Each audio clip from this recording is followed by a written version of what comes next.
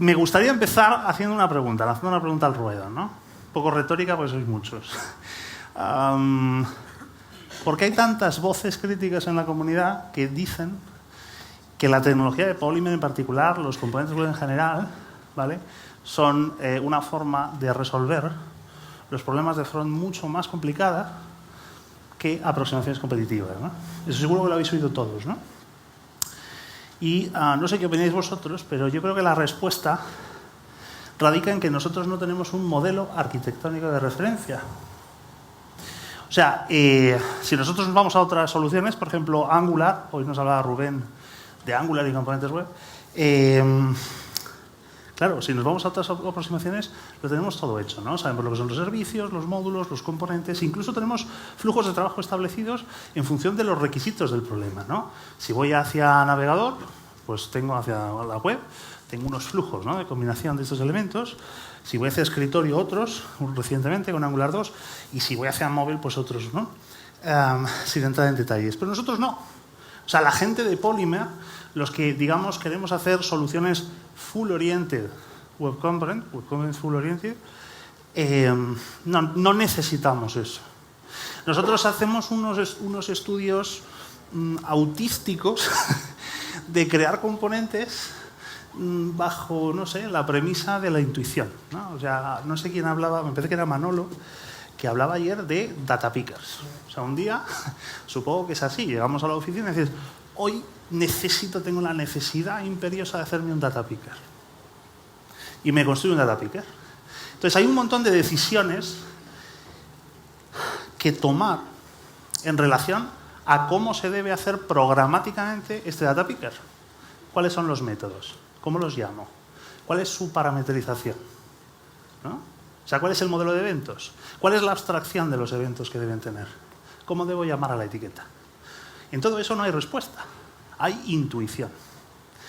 Y el primero que no tiene ni idea de cómo se hacen componentes web es Google. Porque Google hace exactamente eso y nos invita a pensar a que eso es correcto. A que lo que nosotros hacemos es un catálogo de componentes. Y que cada uno haga catálogos, bueno, pues bajo su intuición. Y los metemos todos en un saco y los metemos en unos taxones según nos dé a entender la intuición. Y entonces eso ya nos va a resolver para siempre el mundo de los componentes. Y todo el front va a estar resuelto. Vaya. Y olvidamos que esto de lo que va, sobre todo, es de hacer una solución cohesiva de componentes. De que los componentes tendrán que hablar si queremos que esto funcione de una manera cohesionada. Pues no, evidentemente, si no nos ponemos de acuerdo entre todos, será imposible. ¿Esto qué significa? Que necesitamos una arquitectura. A grandes rasgos, desde muy arriba, una arquitectura se puede entender como una justaposición, una conjunción de espacios-problema, ¿vale? En un momento determinado, nosotros podemos decir, quiero hacer una aplicación cuyas vistas vayan gestionadas por roles, por un modelo de roles. O tengan en cuenta las consideraciones de usuario, ¿no? Ahí tenemos a Ramón, que es un experto en accesibilidad y que en este hay un nicho de acción muy importante. O tengo problemas de paginación o de routing. O tengo un problema de saber cómo una serie de componentes los voy a comunicar entre sí, ¿vale? Necesito identificar esos espacios de problema y para cada uno de esos espacios de problema necesito dar soluciones probadas, patrones. En esas cajas lo único que se acumulan son patrones como soluciones bien probadas a problemas recurrentes.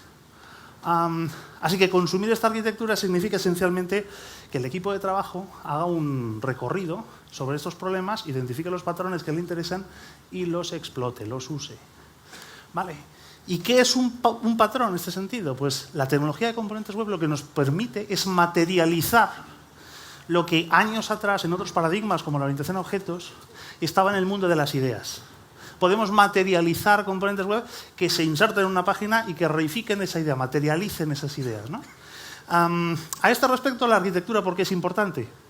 Porque, en primer lugar, hay que ser conscientes de que hay una falacia que derrumbar, y es que no es todo tan abierto y tan general. En realidad, las soluciones que nos piden nuestros clientes hacer son, por norma general, en muchos espacios, sota, caballo y rey. Tengo que hacer una aplicación para un móvil, tengo que hacer con estas características, siempre tengo que atacar a las fuentes estas, etcétera, etcétera. Por lo tanto, hay mucho espacio para la estereotipación, ¿no? Para el arquetipado de soluciones que funcionan recurrentemente. Y por otro lado, entonces, eso me permite una visión de landscape de cuáles son todos los componentes que en realidad vamos a necesitar a máximos en una solución orientada a componentes. Y por otro lado es que la arquitectura lo que me proporciona es contexto arquitectónico. ¿Qué significa esto? Lo que me proporciona es una vecindad de cuáles son todos los componentes que hablan conmigo, con lo cual están condicionando arquitectónicamente cómo tiene que ser el contrato de un determinado componente. Cuáles son sus métodos, sus eventos, etcétera, etcétera. Si tengo que utilizar data binding o eventos para comunicar con otros componentes. Eso no lo puedo decidir yo de forma autista. Eso me lo tiene que decir la vecindad que me usa. Sin una arquitectura, es imposible que hagamos componentes. Miento, componentes podremos hacer. Sin una arquitectura, es imposible que hagamos composición. Entonces, yo lo que vengo a presentaros es precisamente una propuesta, ¿vale? Que podrá ser macerada y matizada entre todos y construida, si queréis, en comunidad. En esta charla y en las siguientes charlas, ¿no? Este es el bosquejo original, pero hoy vengo a hablar específicamente de un problema recurrente que es el acceso a las fuentes de datos. Aquella no se ve casi, en casa se ve mucho mejor. El acceso a las fuentes de datos, esa caja que pone data, que es la encargada de resolver problemas relacionados con el ataque a distintas fuentes de datos, ¿no? Entonces, si hacemos una retrospectiva de cuáles son las características esenciales de esta arquitectura de datos, que así la vamos a llamar, pues podemos hacer tres reflexiones. Primero, que todo tiene un espacio, todo trabaja en un espacio de asincronía. Segundo, que es importante fijarse en los flujos de información dentro de ese espacio, ahora lo presentamos, donde tiene sentido hablar de la direccionalidad de esos flujos y la cardinalidad de los mismos. Ahora presentaremos esto en detalle. La capa de datos está caracterizada por unas fronteras, unos límites fronterizos, que en la parte de front, ¿vale? La parte de la izquierda, según lo estáis viendo vosotros, responde a la captura de unos modelos de interacción, ¿verdad?, que responden a acciones volitivas del usuario. Eso significa que tienen un carácter marcadamente asíncrono. Y las fuentes de datos, muchas de ellas operan en un escenario síncrono porque es HTTP, pero sin embargo, desde el mismo punto en el que nosotros hacemos llamadas AJAX, en el momento en que el acceso a las fuentes de datos es AJAX, también encontramos un ataque asíncrono. Por lo tanto, todo nuestro espacio es completamente asíncrono. Esto ya nos está diciendo cosas, nos está pergeñando, nos está poniendo constraints en cómo tiene que ser nuestra arquitectura. No va a haber un modelo de comunicación o de composición entre componentes eminentemente centrado en el paso de mensajes, o mejor dicho, en las llamadas a métodos. Esto debería chocar porque todo el mundo hace eso. Todo el mundo entiende que componer consiste en que desde los métodos de un componente se llaman a los métodos de otro componente falso. Porque la capa de datos estamos demostrando que es esencialmente asíncrona.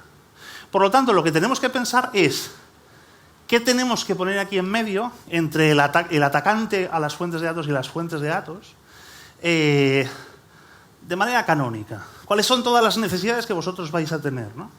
Entonces, los componentes no van a ser más que elementos que van a hacer un proceso de transformación entre mensajes que fluyen desde la izquierda y llegan a la derecha, o los que van desde la derecha y vuelven a la izquierda, ¿vale? Hoy no vamos a hablar de cuáles son los mecanismos de composición, pero baste decir que todo esto es una arquitectura dirigida por eventos, por el carácter asíncrono que tiene todo ello, ¿vale? Esencialmente es asíncrono.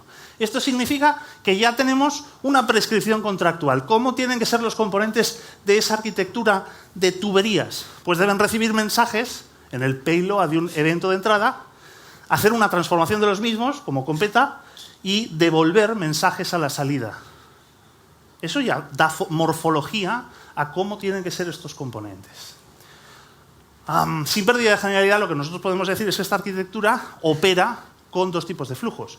Los flujos de entrada, que vienen del cliente, o sea, del usuario, digamos, que hace una operativa o pretende hacer una operativa contra las fuentes de datos y a la recíproca, los datos que vienen en sentido inverso, ¿no? Fuentes de entrada y salida.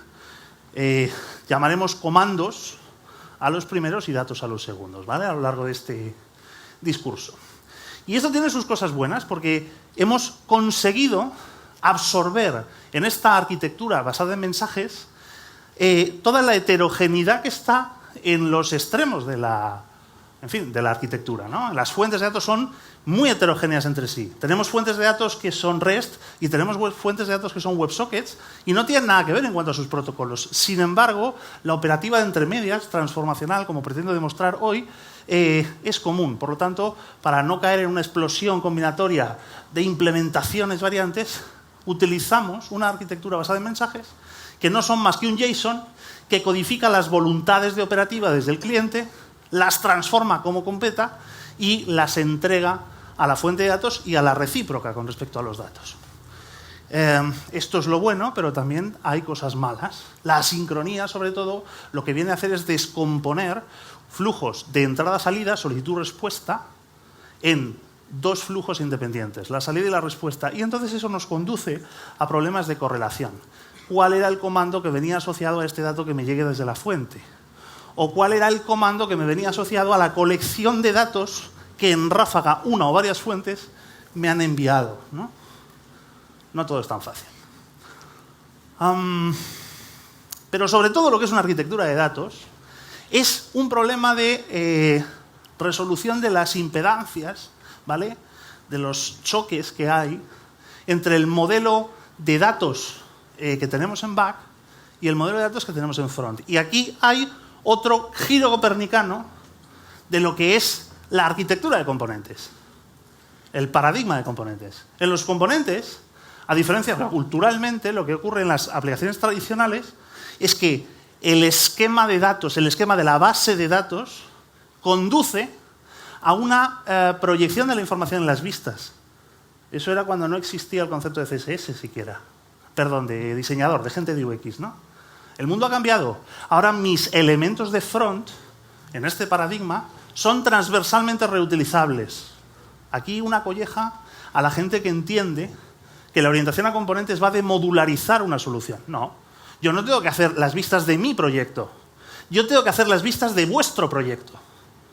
Porque aquí estamos para compartir. Aquí estamos para identificar estereotipos bien identificados en UX para que os valgan a vosotros, no a mi proyecto.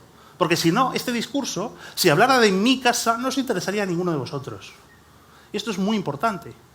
Y tan importante es que condiciona la capa de datos. Porque ahora las prescripciones de cómo son las proyecciones de la información las prescribe en primer lugar la gente de UX con agnosticismo, naturalmente, de un proyecto en particular, de la estructura de datos de unas fuentes en particular dentro de un proyecto. Y entonces lo que se da es esa ausencia de alineamiento que antes sí había. Y hay aquí una arquitectura de datos que lo que viene es a resolver esas impedancias en el marco de la traducción de los datos desde el front hasta el back y recíprocamente. En fin, lo que yo vengo a contaros aquí fundamentalmente es la anatomía de esta capa de la arquitectura que hemos llamado arquitectura de datos, ¿vale? Y que es un recorrido por una colección de patrones. Voy a hacer un recorrido largo y, en fin, para presentar los principios de patrones, luego una segunda lectura en casa, si queréis os lo leéis con detenimiento, porque esto entra para examen, ¿no? Entonces, esta es la estructura anatómica de la capa de la arquitectura de patrones, ¿vale? Si empezamos desde el fondo, ¿vale? El primer problema es el acceso a datos. Cada una de estas capas digamos, distribuyen los patrones que se me han venido ocurriendo según una adecuada división de responsabilidades, ¿vale? Y cada una de estas responsabilidades responde a un principio fundacional, así se podría decir, en el marco de la arquitectura de datos. Lo primero de todo es que la heterogeneidad de las fuentes, ¿vale? REST, WebSockets, etcétera, etcétera, debería ser transparente al desarrollador. Y aquí quiero hacer un KitKat. ¿Cuántos tipos de desarrolladores hay en componentes web? Pues 2. Si yo soy un proveedor de componentes web, Yo trabajo el JavaScript, trabajo el CSS, lo encapsulo y os lo entrego. Y entonces vosotros, bajo esta metáfora que estamos estableciendo, sois consumidores de componentes web para hacer soluciones de componentes web. Esto que parece una trivialidad no lo entiende ni Cristo, o no lo aplican. Lo que nosotros, o sea, lo que se colige de esta idea es que el que tiene que programar en JavaScript, siguiendo la metáfora, soy yo. Y vosotros tenéis que hacer una solución, ya lo dijo Eric Weidelman hace ya muchos años, lo menos 3, HTML-centric. O sea, vosotros simplemente deberíais utilizar etiquetas HTML. Y con configuración declarativa, con los elementos de declaración que nos ofrece Polymer, construir vuestra arquitectura. No deberíais tirar código. No deberíais ni saber programar en JavaScript. En fin, aquí tenemos un ejemplo de la heterogeneidad, ¿no? Tenemos, por ejemplo, pues una copia hecho un clon que se llama el WC REST del Iron, ¿cómo se llama? El Iron Ajax, o una fuente de WebSockets. Y podríamos seguir así, por ejemplo, con distintos tipos de fuentes. Fuentes que atacan al local storage, al session storage, al Firebase. Creo que David y Rubén nos van a hablar de eso ahora en un momento. O fuentes locales que son apoderados, por ejemplo, de Meteor, etcétera, etcétera. Cada una de ellas tiene un protocolo de acceso distinto. Unas necesitan una URI, otras no, otras operan con el concepto de canal, me estoy refiriendo a los WebSockets, etcétera, etcétera. Lo que necesitamos es un componente, propuesta de patrón, un componente por delante de todas estas fuentes, que es el data source, que lo que me permite es expresar esa heterogeneidad en un nivel más abstracto programático, que es el concepto de mensaje. Un mensaje no es más que un JSON que se recibe por data binding o dentro del payload de un evento, y ahí viene prescrito el comando que ha articulado el usuario desde el modelo de interacción desde el front, ¿vale? O sea, que este es el que sabe traducir ese mensaje tipo comando en una actuación particular del front, ¿no? Y resuelto esto, vamos al siguiente problema. Y es que las fuentes frecuentemente deben activarse para funcionar, las fuentes de back. Y eso también debería ser transparente para el desarrollador. Nuevamente aquí, cuando hablo de desarrolladores, sois vosotros los que consumís componentes, siguiendo la metáfora. Entonces, el patrón activador de fuente lo que hace básicamente es recibir una solicitud en forma de mensajes, ya todos van a ser mensajes, un comando de solicitud de activación de una fuente, hablar con el back, resolver ese problema y legitimar el uso de la fuente de datos. Esto sonará muy extraño, pero básicamente es el servicio de login. También es interesante seguir haciendo procesos de abstracción que consistan, por ejemplo, en identificar un proveedor de fuentes. Generalmente tendré muchas fuentes con configuraciones muy vericuéticas y prolijas de las que me pretendo independizar. Les voy a dar un nombre a cada fuente, que en realidad no es más que una configuración contra un back, ¿vale? Y cuando necesite acceder a una fuente de datos la llamo por nombre, ¿vale? Un diccionario de fuentes. La misma idea en relación a la optimización encontramos en el almacén de fuentes, que no es más que la implementación del Object Pool de la orientación a objetos de toda la vida. La tercera de las capas es la de distribución. Y es que, nuevamente, la responsabilidad de saber dónde depositar el comando a una fuente específica desde el back, a un conector me refiero, ¿no?, de las fuentes específicas del back, debería ser transparente al programador. O sea, cuando yo me haga mi front, no debería saber dónde tiene que ejecutarse un determinado comando. Para eso disponemos de patrones de distribución. El primero es el recruiter, que lo que hace es devolverme una fuente, un conector a una fuente, en función del análisis que se hace del parámetro, del comando, del mensaje comando que yo le paso como parámetro. Y una idea todavía mejor que esa es el broker, ahora sí, que lo que hace es directamente localizar la fuente y entregar el mensaje. El scattergather es la metáfora del pedir presupuesto. O sea, yo tengo un problema de fontanería en casa, cojo las páginas amarillas, llamo a 5 fontaneros y el que más me convenga, pues es el que contrato, ¿no? Pues eso es exactamente lo que hace un scattergather. Mensaje comando, me recupera la colección de fuentes, les lanza el comando a todas las fuentes responden con una respuesta y con un agregador, que es otro componente que veremos más adelante, se me resuelve la toma de decisión de todas las respuestas múltiples que han mandado una a cada fuente. También se pueden poner balanceadores por delante de las fuentes, ¿vale? Para distribuir la carga. Lo que es interesante en este punto, todo el mundo sabe lo que es un balanceador, hay distintas políticas de gestión de la carga, de distribución de la carga, y los tenéis, bueno, no sé si se ve algo, pero es round robin, aleatoria ponderada, etcétera, etcétera. La cosa es que en lugar de hacerme 5 balanceadores, si hay 5 políticas, me implemento en 5 componentes, 5 estrategias distintas de balanceo. Y lo que hago, como veis aquí, es inyectar con el rol de política la gestión de la política. ¿Qué quiero poner de manifiesto con esto? Porque esto es más allá de un detalle. Lo que pongo de manifiesto con esto es que los componentes de políticas operan en el contexto arquitectónico del uso de un balanceador. Por tanto, si tú quieres implementar una política, tendrás que implementarte el contrato, digamos así, la interfaz que prescribe el uso de una política por el balanceador. El switcher lo que me permite es permutar entre distintos entornos. Yo puedo hacer permutación entre fuentes de fake, por ejemplo, para entornos de testing, o fuentes reales en producción, ¿vale? Todo bajo el selector ambiental de una propiedad de data binding.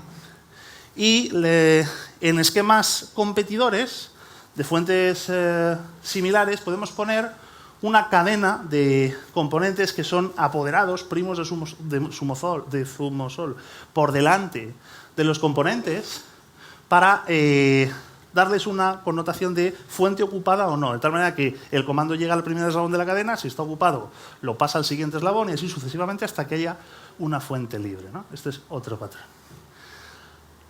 También en entornos donde las fuentes operan en contextos inestables, tiene sentido poner por delante de una fuente un retriever, ¿no? Que lo único que hace es intentar la ejecución de un comando varias veces hasta que funciona.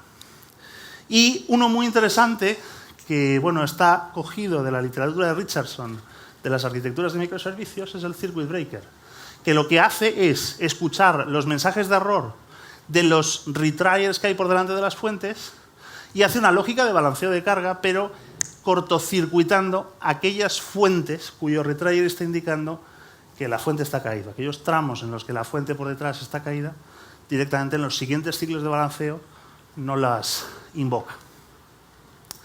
Llegamos a la capa de transformación, ¿no?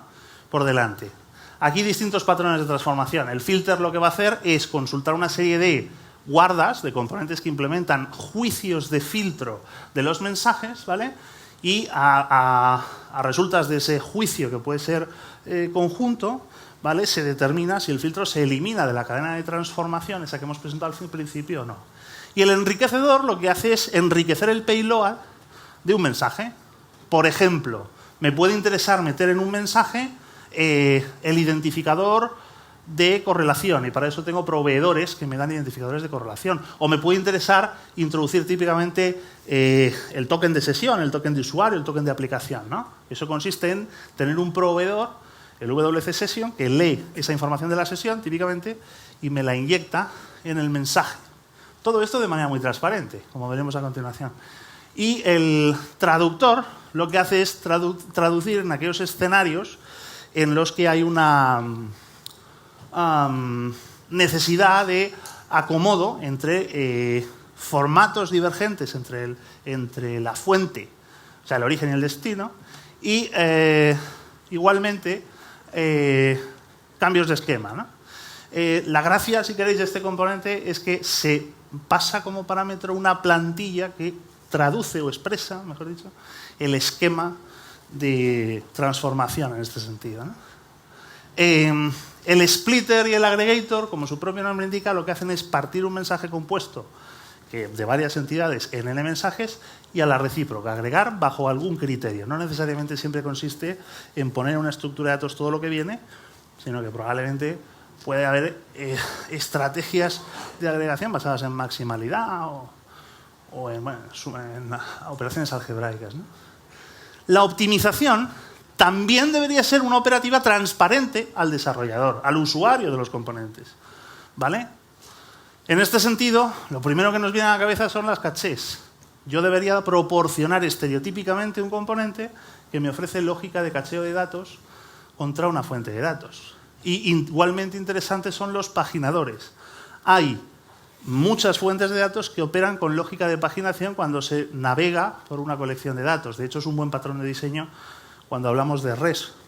Pero, sin embargo, la fuente, o sea, que el cliente, quiere decir el front, necesita una sensación de continuidad en el uso de estos navegadores. Poner un paginador nos permite cachear esas páginas y gestionar autónoma y transparentemente la lógica de los identificadores. Es decir, la fuente, mi interfaz de usuario, ya no tiene que andar guardando memoria de la página era la 3, ahora voy a la 2 porque me ha hecho un preview. No, se cambia el protocolo para que ahora pidamos páginas anteriores o siguientes y que el propio componente tenga memoria de la página en curso en que está y que sepa moverse fluidamente por las colecciones.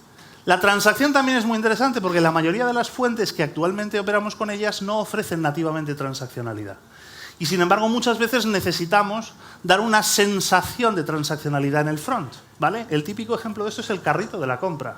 El carrito de la compra consiste en ir acumulando ítems en la transacción, y cuando tenemos cerrada la transacción, a la señal de compra, mejor dicho, a la señal de pago, entonces lanzamos en ráfaga todo aquello, generalmente con un agregador por detrás que nos construye el carro de la compra de cada uno de los ítems cargados.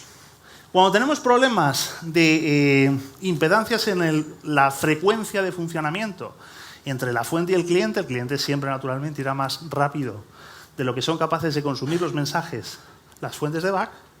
Tenemos dos soluciones. Throttle, que funciona bajo la hipótesis de pérdida de información, es decir, todos aquellos comandos que me vayan llegando en un tiempo inoportuno, los desecho. O el delay, que lo que tiene básicamente es una cola con memoria, donde se van acumulando los mensajes, ¿no? Y los vamos retardando en el tiempo para acomodarlo a la frecuencia de uso de los componentes. Y finalmente, la capa de control. Tampoco debería ser responsabilidad del usuario final controlar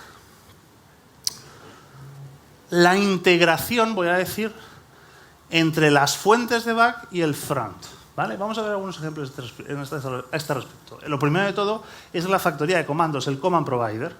El command provider lo que hace es encapsular configuraciones muy prolijas en lo que veis aquí, ¿vale?, que son dependientes de protocolo y que dan asignación dentro del mensaje ese que decíamos que era un JSON, de la URI, el verbo utilizar, etcétera, etcétera, las cabeceras, todo aquello, se construye desde el front, se le da un nombre propio y así mi front ya no habla en términos protocolarios, sino que habla en términos de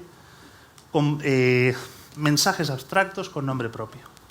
El dataport es la idea de que tenemos un componente, el dataport, que escucha eventos procedentes de fuentes, es decir, que contienen datos, y los reposa sobre puertos de datos que generalmente se conectan a variables de data binding, ¿vale?, para tener posible acceso temporal sobre ellos. Es decir, el data binding en este sentido, haciendo una reflexión, es como un evento con memoria, porque ¿no?, es decir, el dato persiste en el tiempo.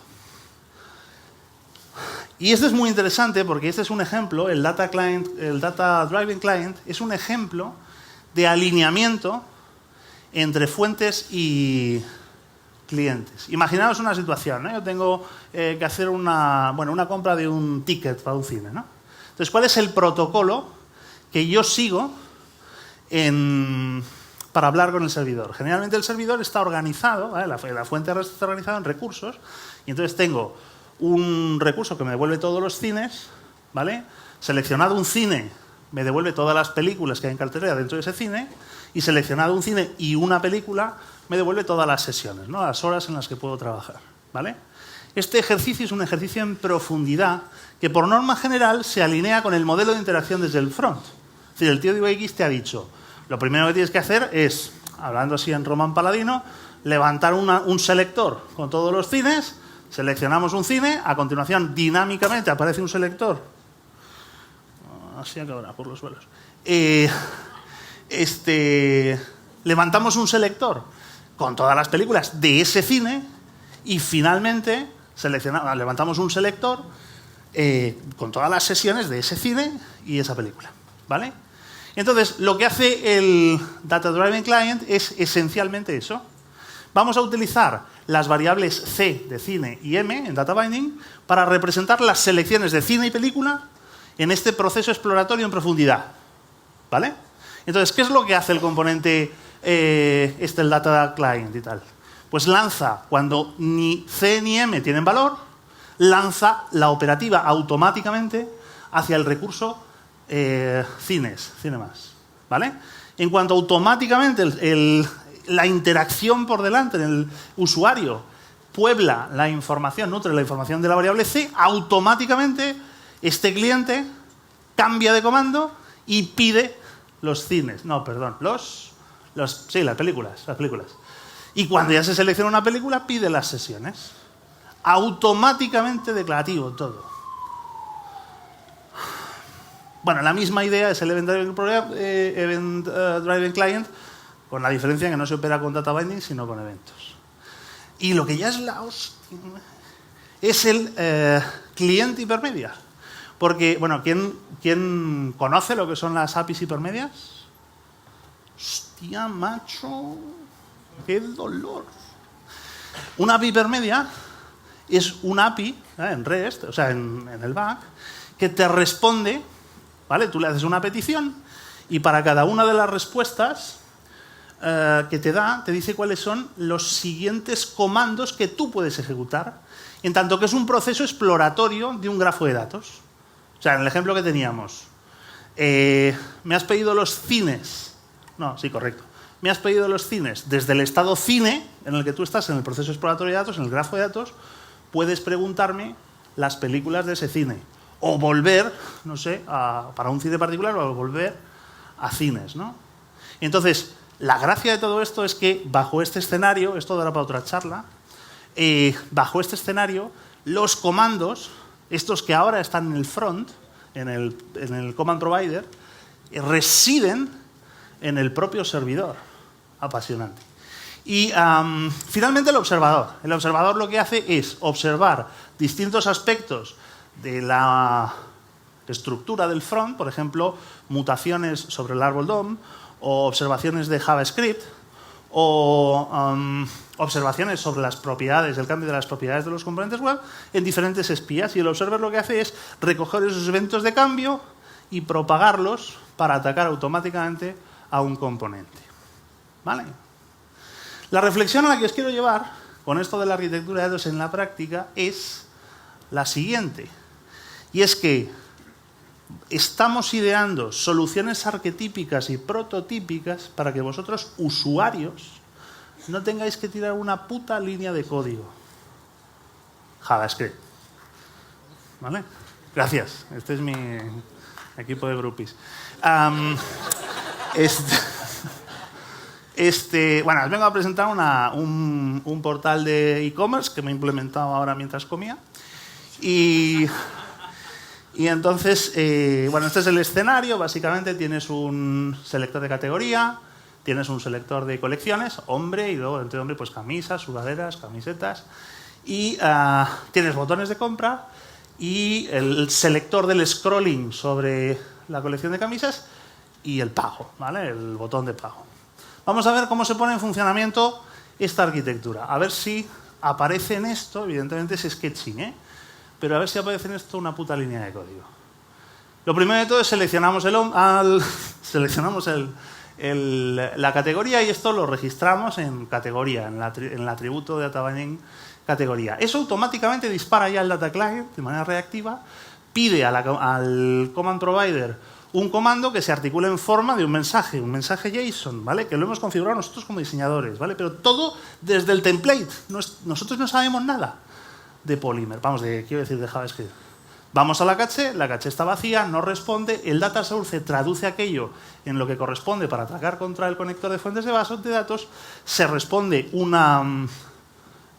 con un dato y se deposita en el data port, en el atributo collections. Este llega al front y efectivamente aparecen las colecciones.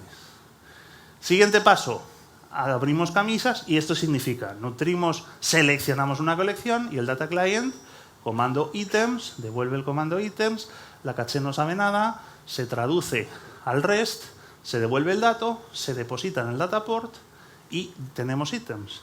Aparecen las camisas. Seleccionamos ahora, hacemos scrolling, ¿no? de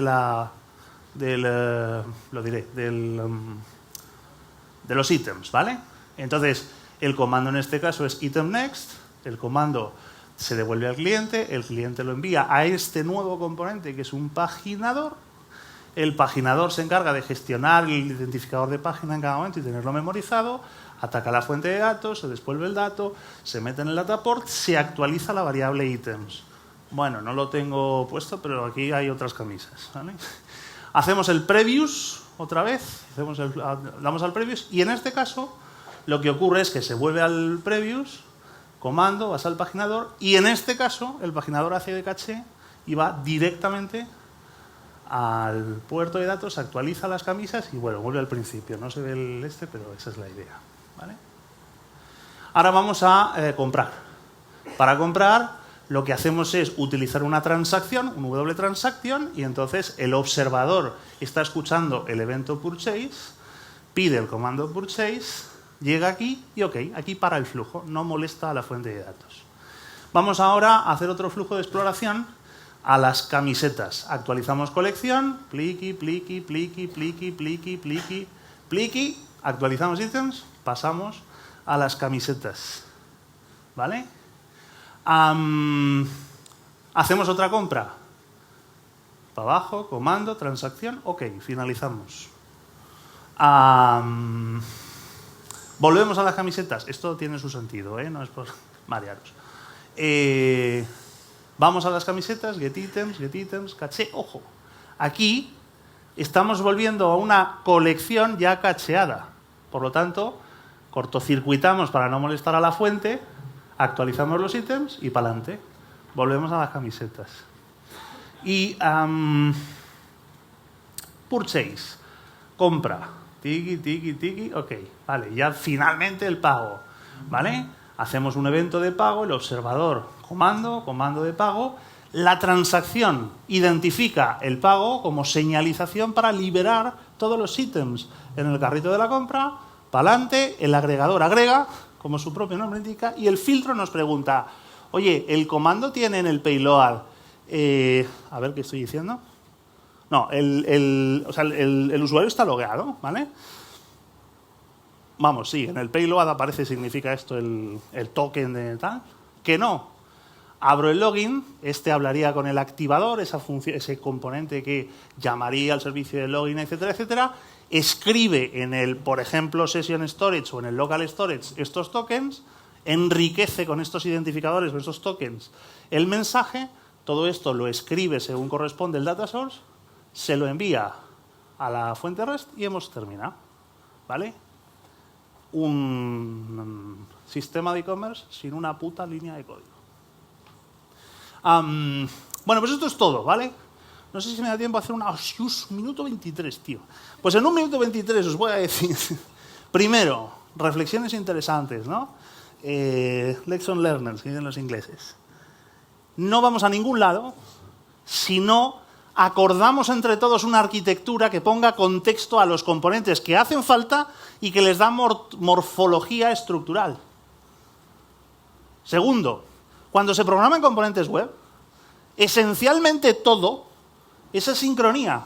Por lo tanto, nuestros modelos, por norma general de composición, no estarán basados en la llamada métodos, estarán llamados en eventos y en data binding. Y tercero, componer en la tecnología de componentes web significa reutilizar, no modularizar. Vuestros componentes a mí me la traen al pairo. ¿Sí? Y cuarto, se me ha olvidado. Bueno, eso es para que vengáis el próximo día.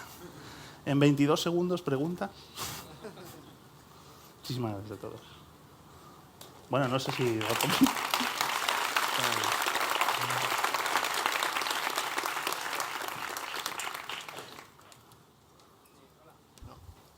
No hay. Sí, oye, perdón. Javi. Acordamos que... correcto, disculpadme. Tenías charla de 40 minutos en vez de los 30 que pues todos... en la calle. Ahora le preguntáis si queréis offline, es que si no los tiempos se nos van. Yo tampoco te voy a hacer pregunta porque te enrollas. Entonces lo único que voy a decirte es que eres una persona de una gran talla. Espero. Ah, sí, perfecto. Entonces se ha ampliado. Una Bien. caña a este señor, por favor. Sí, señor. Bien, pues entonces pásale el micro. ¿Por dónde íbamos?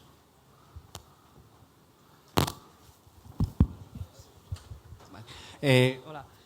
Yo te quería preguntar, dentro de este modelo que entre todos deberíamos definir y demás, quizá, bueno, bajo el punto de vista con lo que más problemas estamos teniendo nosotros, es un poco cómo se definiría esta interconexión entre componentes, porque no es solo que, por ejemplo, se pueda activar por eventos y demás, sino que si tú quieres que no sea tan directo como en el ejemplo que has puesto, sino que dependa de la información que esté transmitiendo cada componente, del tipo de entrada y salida que vaya admitiendo, a lo mejor es más complicado definir un modelo que sirva para todo el mundo. Ahí necesitarías utilizar un enrutador.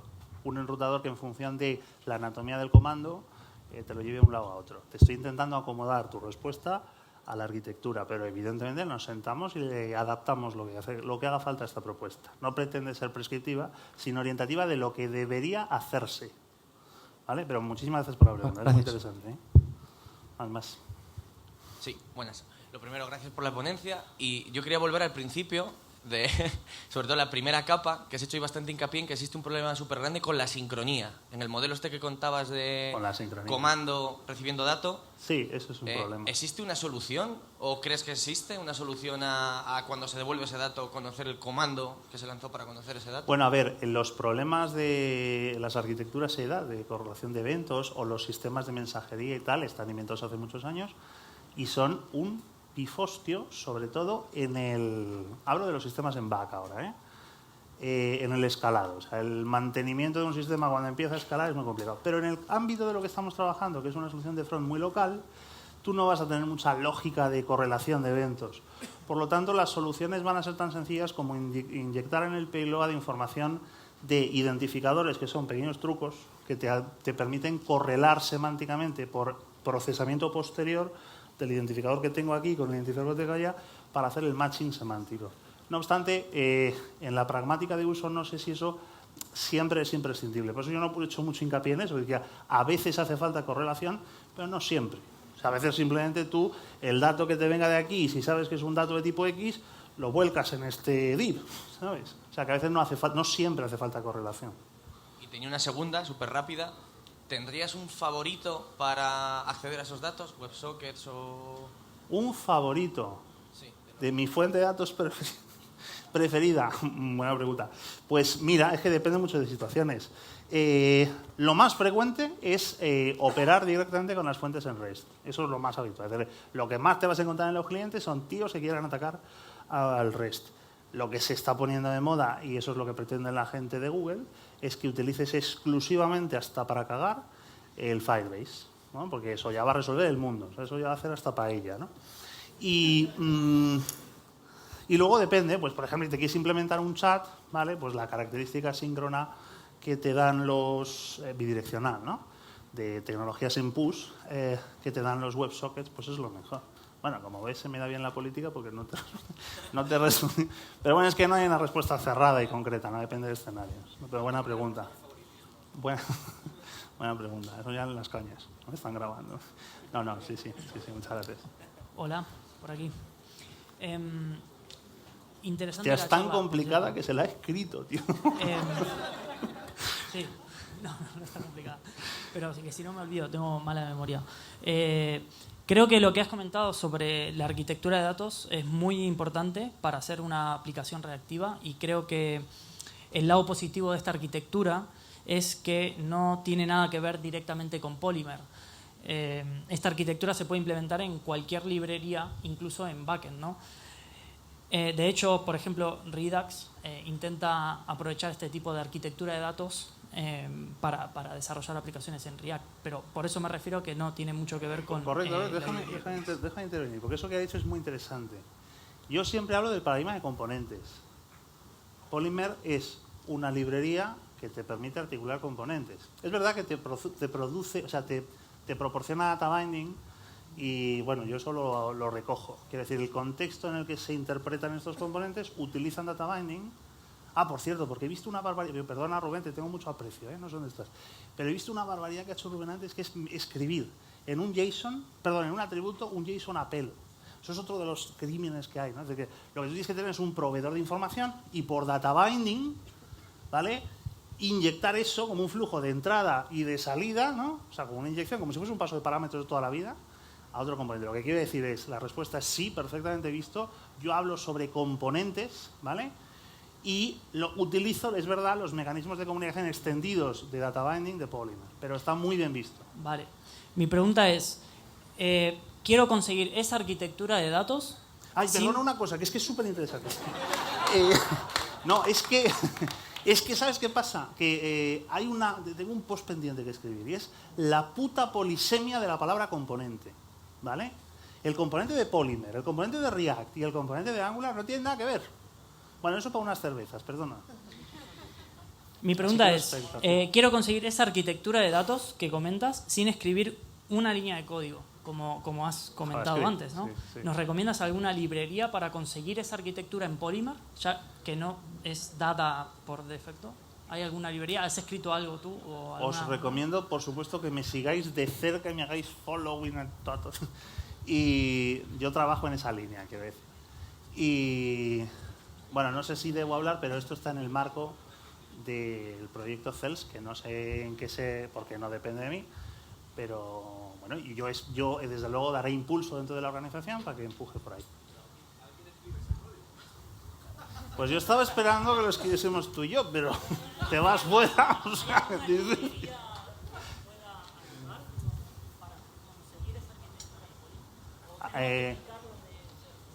me preguntan, ¿hay alguna librería que se pueda utilizar para aplicar ese código desde fuera?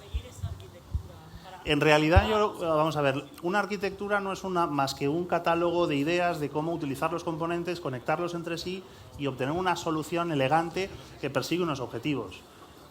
¿Cómo se implementa eso?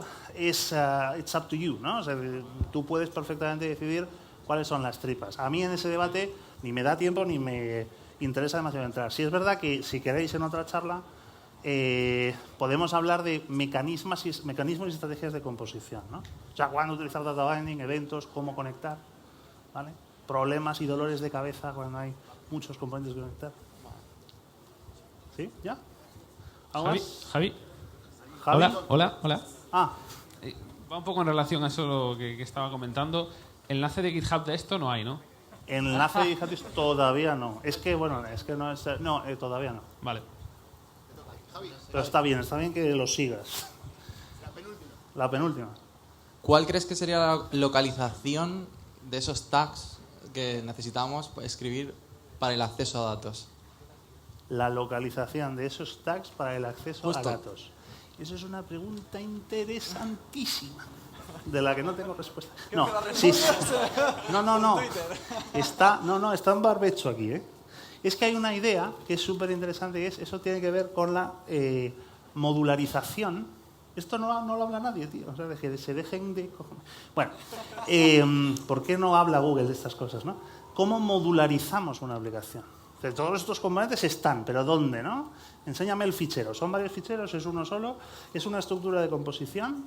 ¿O cómo son los mecanismos? ¿Dónde reside aquello? Es una muy buena pregunta, ¿no? Y eso tiene que ver mucho con la modularización y las estrategias de composición. Pero te apalabro una charla de eso para ahorita. Bueno, muy buena pregunta, ¿eh? En serio. Pues cerramos ya el turno de preguntas. Al final, bueno, como están preguntando, pues te voy a preguntar yo también. Ah, vale. Como antes he preguntado por un refrán. Digo, ¿te sabes algún refrán tú de Polymer? ¿Algún otro? ¿Algún refrán de Polymer? No. A ver, yo tengo otro. Donde no manda Purple patrón, no manda Polímero. Ah, ya se está un poco... Estaba fino, pero le ha costado este. Toma tu camiseta.